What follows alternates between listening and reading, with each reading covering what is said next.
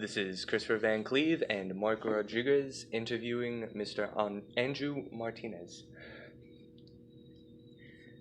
So, Mr. Martinez, could you tell us a little bit about yourself? Sure. My name's Andrew Martinez, and I'm a teacher at Collegiate High School. I am a U.S. history teacher. I've been teaching U.S. history at Collegiate for about 10 years. I've been here at Collegiate for 13 years. I do have a major as a bachelor's and also in the master's in history. I'm also an adjunct professor at Del Mar College and at times teach history classes in the evening. And we'll be interviewing Mr. Martinez about the Apollo 11 missions and their effect on the U.S. and the world. So, starting off with the Cold War and its influence over the Apollo 11 missions, how do you think it motivated the U.S. to invest in space? Well, the Cold War was crucial in encouraging the U.S. to pursue the mission to the moon. Going back to the 1950s, as both the United States and the Soviet Union tried to, first of all, after World War II, there was a rush between both countries to acquire scientists, especially German scientists, who had worked on the V2 and V1 programs. And those were the guided missiles, rocket missiles that were launched by Germany in the later stages of World War II. The missile technology was so advanced as far as the Germans were concerned that it was imperative for the U.S. and the Soviet Union, as the Cold War was beginning, for them to acquire the scientists and their knowledge to then convert it to the missile programs that the United States and the Soviet Union were going to design.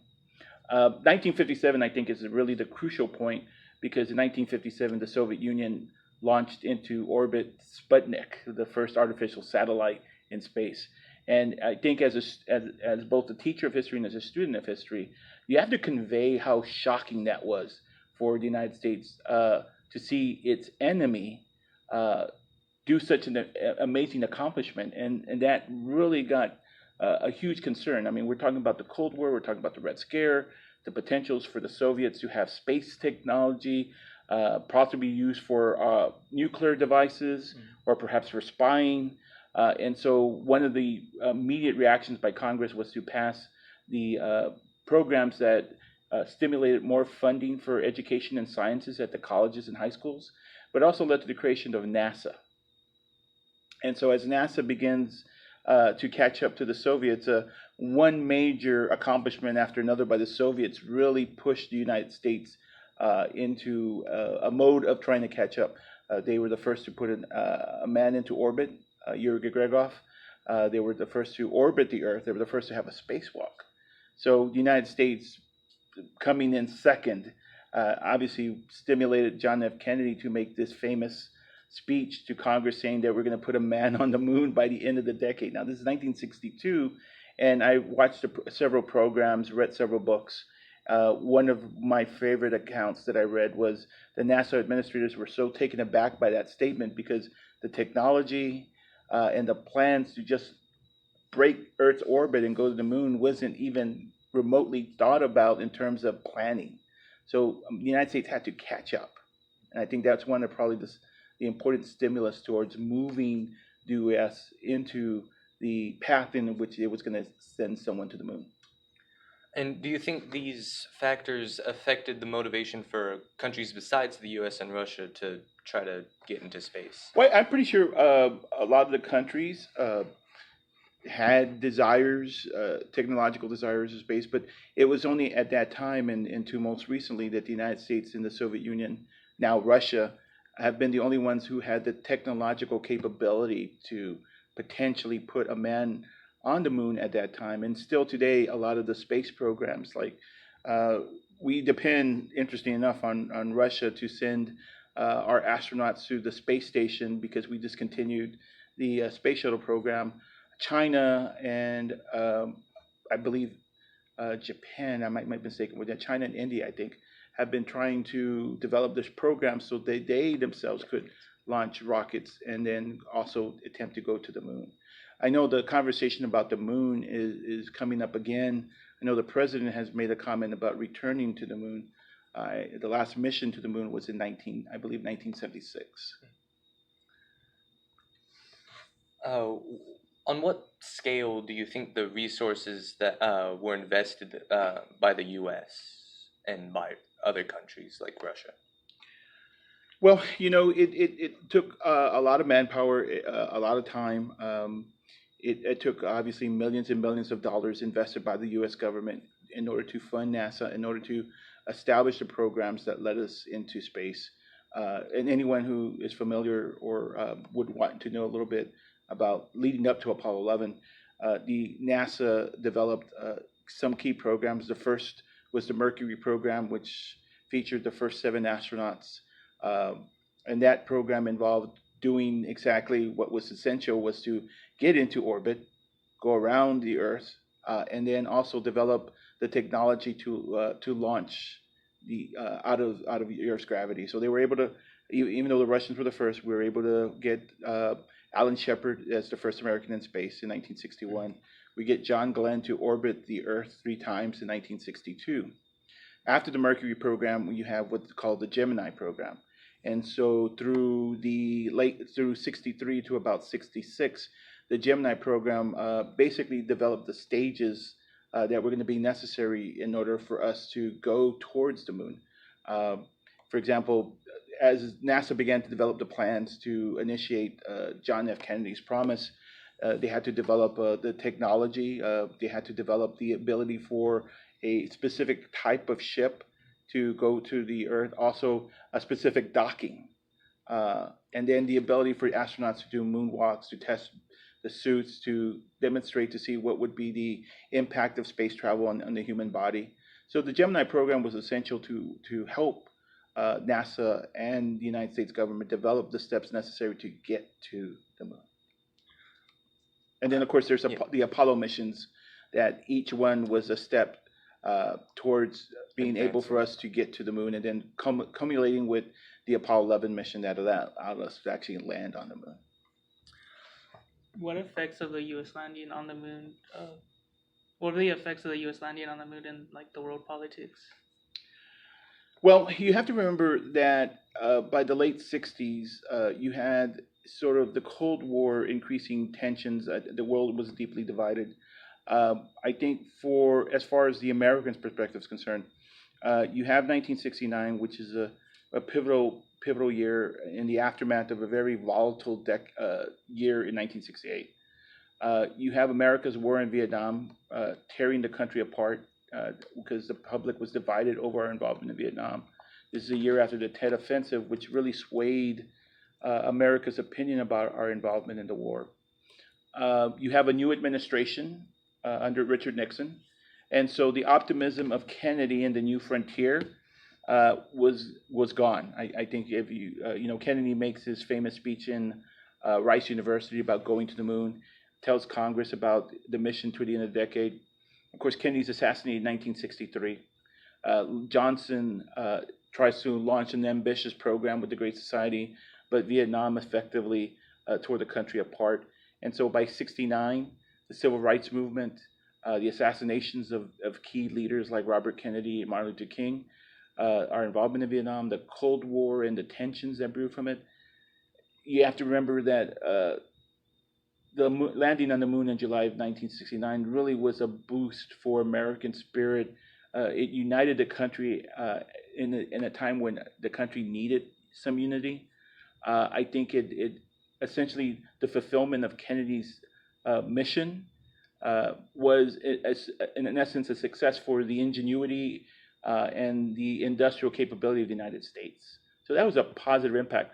Also, globally, people shared in the joy of seeing such a milestone accomplishment in human history.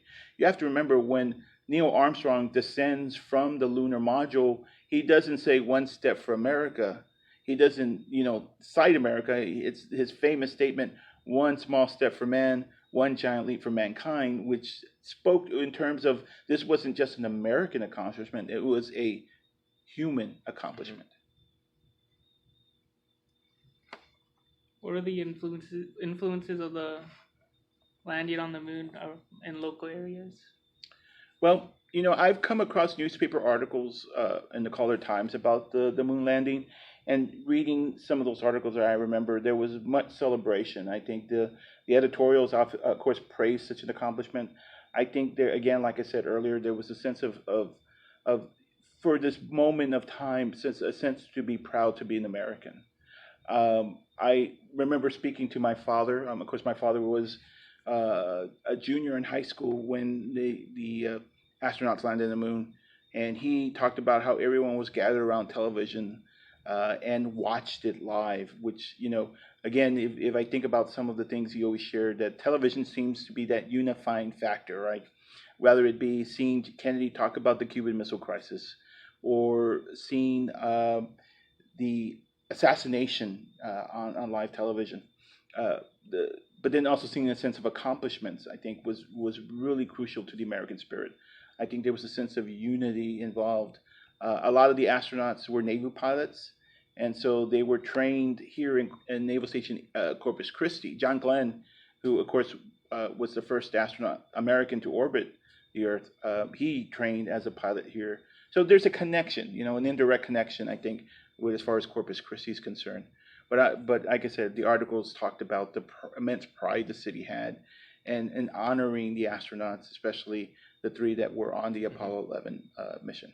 And I think with the television, isn't that like kind of the first area where people can see what other people are seeing, like across? Sure, across there's the a nation? there's a common sort of shared experience. I think that's important because everyone will remember, Walter Cronkite or other news reporters at the time speaking to them through television and watching everyone not just with the landing, but think about the mission itself when it was launched from Cape Canaveral.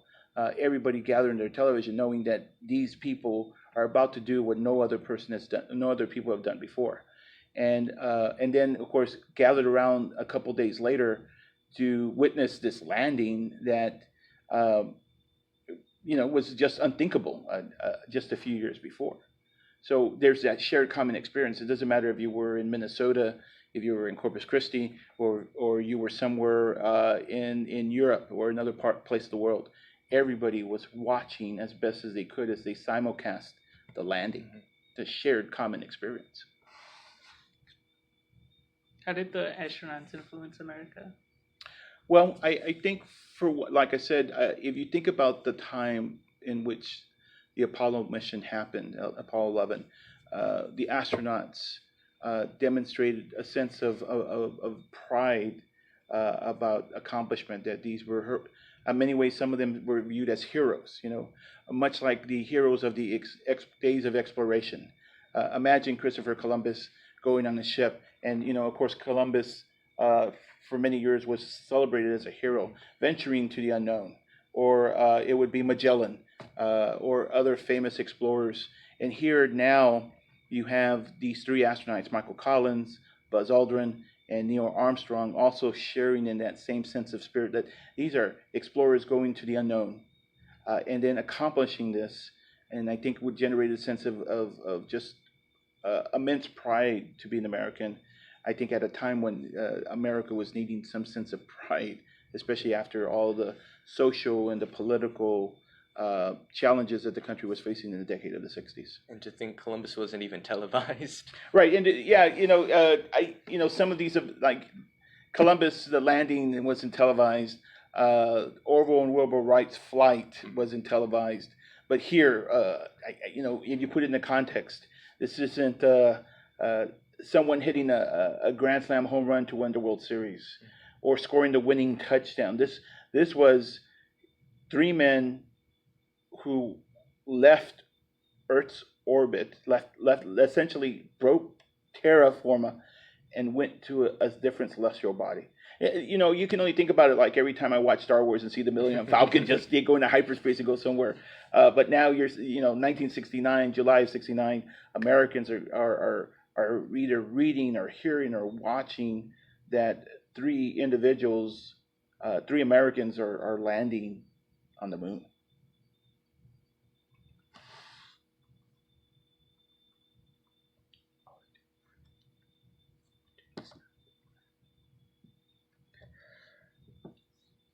And to summarize, what do you think the major influences of the Apollo missions were on America in terms of cultural, political, and economic factors?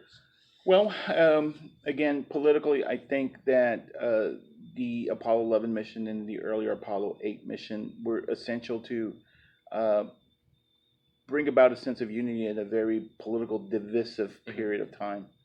I think economic, I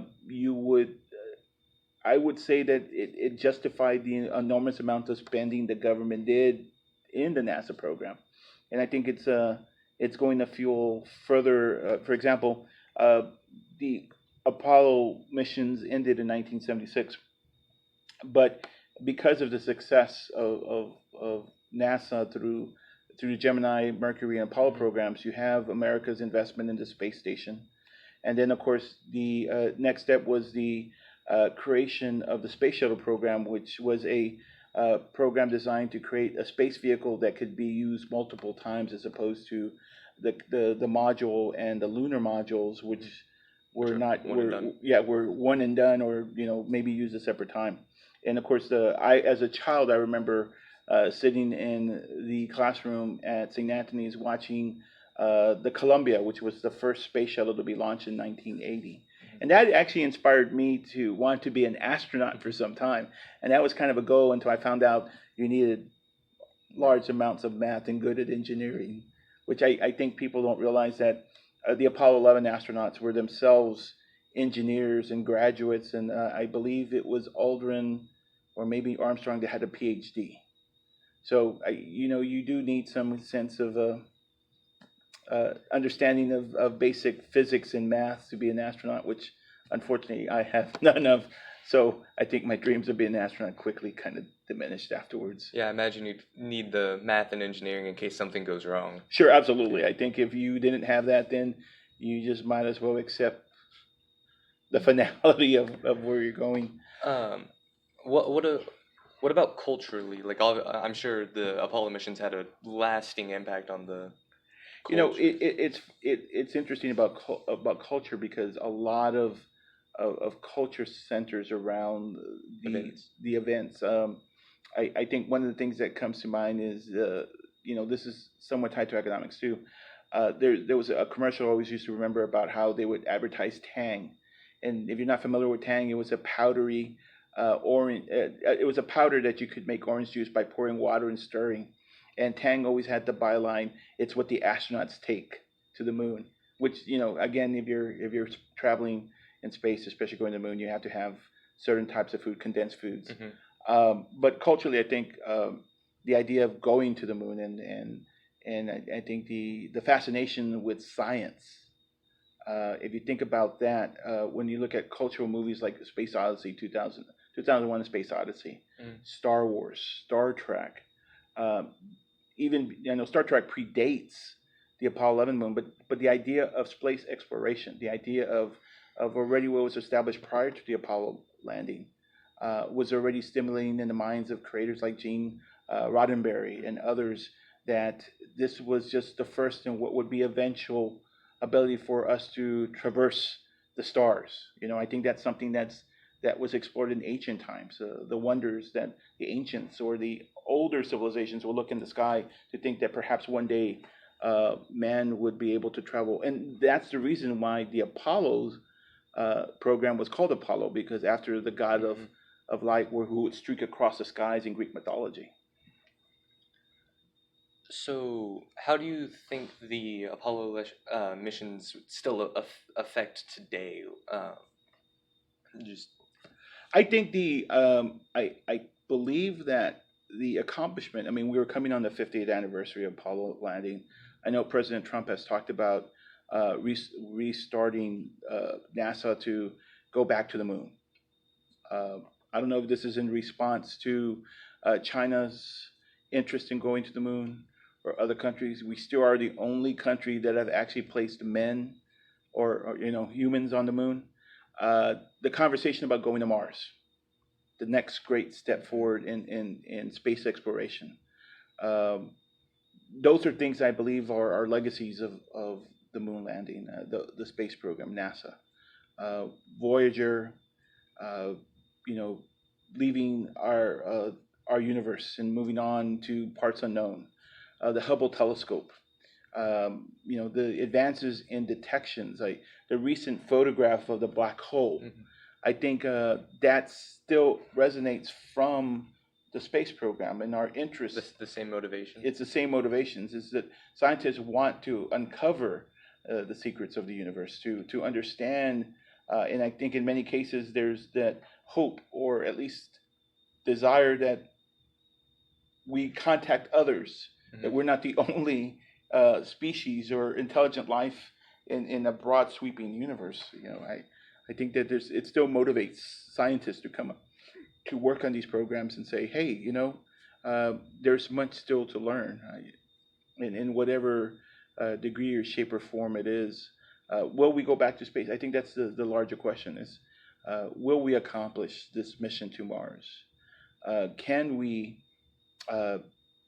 accomplish the dream of futurists and science fiction writers, in that we actually establish permanent settlements on the moon, maybe other planets, maybe design the technology to advance us further. I mean, that's the stuff of science fiction. Mm-hmm. But I think it's also the stuff of people's hopes that one day we could accomplish that generation after generation. Well, that's all the questions we have for Mr. Martinez today. Thank you so much for interviewing with us. Thank you. Oh, you're welcome.